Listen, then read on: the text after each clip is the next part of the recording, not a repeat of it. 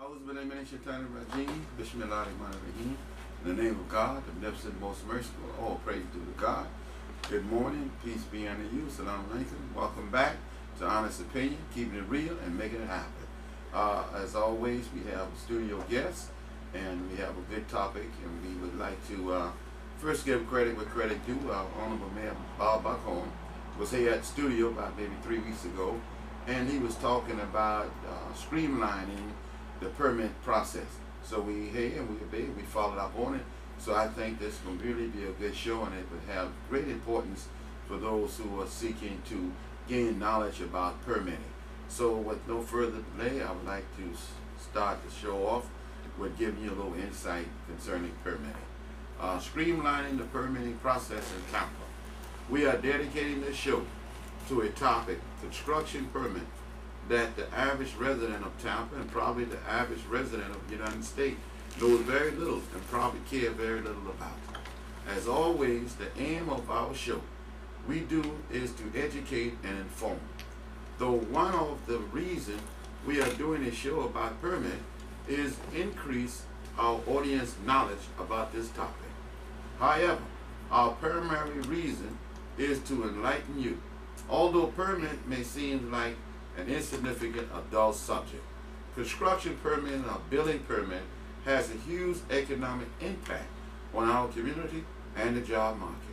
For those who are not familiar with construction permit, these are permits required by the city for a variety of construction-related work, such as building a new structure, adding on to an existing building, removing trees, demolition work, gas work, electric work, etc. Failure to attain a permit when required may result in having to pay large fee or suffer significant penalty. Why is this important to you?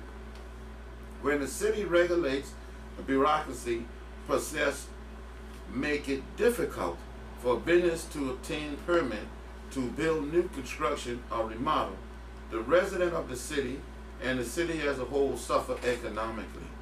The city suffers because investors begin to look elsewhere to establish their business.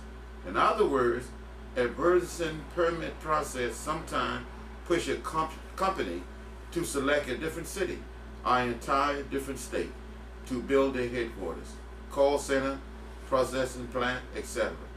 You as a resident suffer because when business leave the city or decide to build elsewhere, they take their jobs with them. No job equals no money for you and no revenue for the city.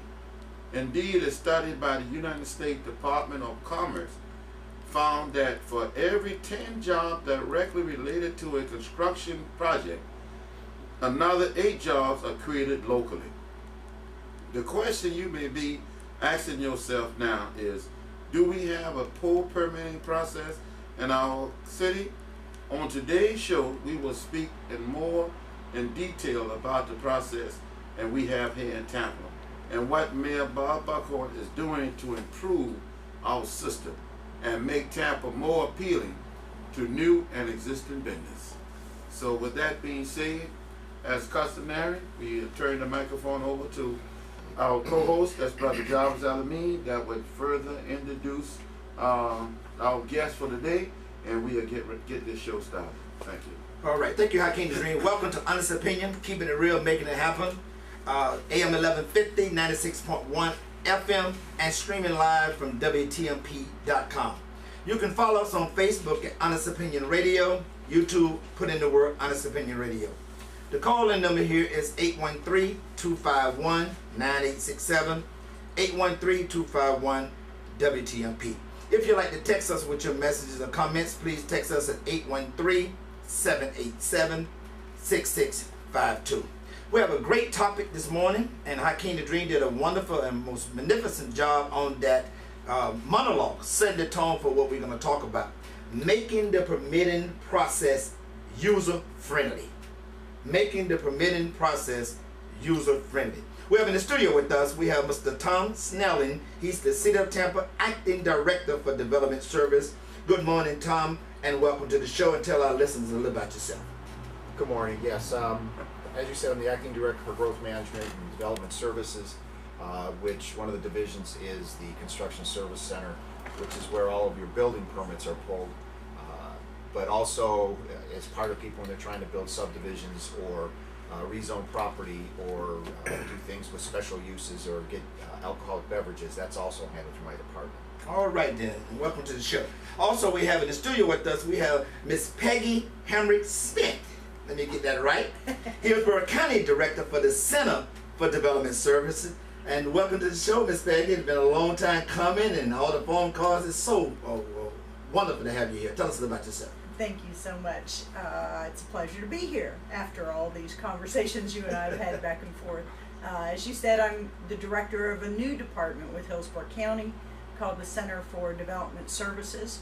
I'm not new to Hillsborough County, been with the county for a very long time, but over in the real estate world. And then the beginning of this year, I had the opportunity to undertake this new assignment from the Board of County Commissioners and Mike Merrill to try to create a new streamlined, more customer-friendly service center for building permits and all development services in Hillsborough County. Unincorporated Right. Hillsborough County. And make that distinct, unincorporated Hillsborough County. We got to sit in the county here representing on both sides. Also, we have in the studio with us, we have Dr. Benny Smalls. He's the president and CEO of Smalls Construction Incorporated. Welcome to the show, Dr. Smalls, and tell us a little about yourself. Oh, sure.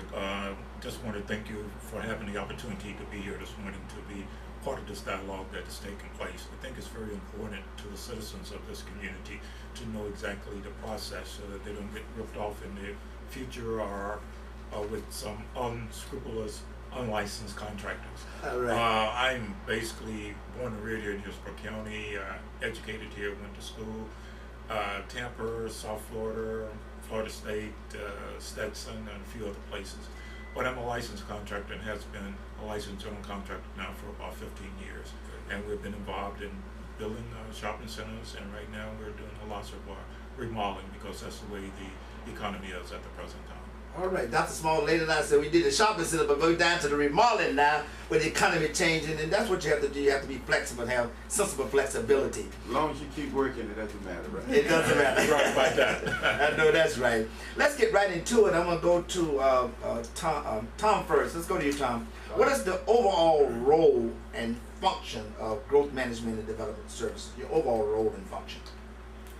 Our general role and what we like to kind of couch ourselves is to really be a service entity to people who are trying to build something from the ground up, literally. The department starts out when you have just raw vacant land. A lot of times you have to do site work, and that is handled through the subdivision process or perhaps a rezoning or some other type of site plan review, and that's handled at one of my departments. And then as you move through that stage and start to pour foundations and build buildings, then you kind of switch over to the Construction Service Center and you're pulling permits. When you ask the role, it's we facilitate construction, we facilitate things being built in the city of Tampa. But I think one of the important things, and you kind of touched on it a little bit, is if you don't have processes in place that protect people from unlicensed contractors who do bad work, it could also turn out to be dangerous work. And as you know, we got very lucky and we got sideswiped a little bit by Hurricane Irene. But a lot of our building codes, a lot of our codes that exist today are a result of making sure that we build the structures as strong as possible so that they're stay safe in that kind of an environment. And also just, the mold, all of those kinds of things, all of the health, safety, and welfare things that go into constructing have to be looked at and regulated. But that's right. That's really it. There's a very public safety element to what we do. Yeah, and I'm glad you brought that point out. The in the interest of the public in terms of safety and health, and which is and I think that's one of the reasons I asked that question straight up, because I forgot about it in all this process. I forgot about building these buildings to hurricane standards, and you hit it right on the head. Thank you for that. Jump right in, Ms. Smith. I want to talk to you. You got the new Center for Development Services, and you seem to have a lot going on with that. Kind of give my listeners an overall view of how you brought that together. Because it was one time when you go get a permit downtown to the county center, you really go up and down. You got to go to exercise. You got to go to this floor, that floor, that floor. That's true. And you've been able to bring all of them together and kind of get us to come to one place. Tell me about that great vision that you put together. It started actually as a vision from Mike Merrill and Lucia Garces, who's one of the deputy county administrators, in kind of concert with what the commissioners had indicated that, over the last few years we've all had budget cuts, all the local government, state, everywhere. And so we're downsizing, we're losing staff, but at the same time we still need to deliver the level of service to our citizens, to our customers. So the vision was to not run folks all over the building, Right. from one department to another, up and down, back and forth. So they tasked me with going out there, looking at the different departments, looking at the different services, see what made sense to pull it all together. So we pulled building permits into our area. We pulled in counseling to help rezoning or zoning information about your property. If you do want to rezone, you make your application there. Information about public right-of-ways or commercial site plan submittals, subdivisions. We had people up and down all over County Center, and it just didn't make sense. Not only were the people, our customers, somewhat confused, staff was not communicating with each other as well as they can now because they're all in the same place. Right. And let me just ask you one question. I know it had to be a communication challenge between all the departments. Your vision bring that deal with that communication void? It's absolutely true. That was my big focus. Is what I noticed is we have great employees. I'm a big advocate for our staff, but they were all working in their own little silo. And it's like we've turned the organization sideways and sliced across it to open those communication lines between staff so they can share that knowledge with each other. And that all gonna come back to streamline the process and make it more efficient. Dr. Small, jump right in there. I want to ask you a question. In your experience, do you see with the county or the city, what been your experience in the difficulty in pulling a permit? What kind of challenges that you see, since we have both of the directors here and they all still in the process of streamlining the process? What challenge did you experience, as a contractor, when you go to, that you can share with other listeners and about the encumbrance of the process that you saw? Well, I think that the challenge that I've seen is that sometimes a lack of communication, and only because of the fact that one group is on one floor, another one's on another floor. And now what they're doing, they're resolving that and putting everybody together. That will cut down the loss of the lack of communication, and you'll be able to get the information firsthand. One of the things that I would like to stress, and I think the gentleman from the city mentioned that, and that's the safety. Because lots of times you have these unscrupulous persons out there that are stating that they're licensed contractors and not. One of the things that happen is that there's a safety issue here. In fact, I just got back last week from Orlando to take what we call my continuing education. Doing that, they update us every 2 or 3 months on new codes that have come out, construction codes, and we have to be abreast of those codes to make sure that we are delivering the services that we want.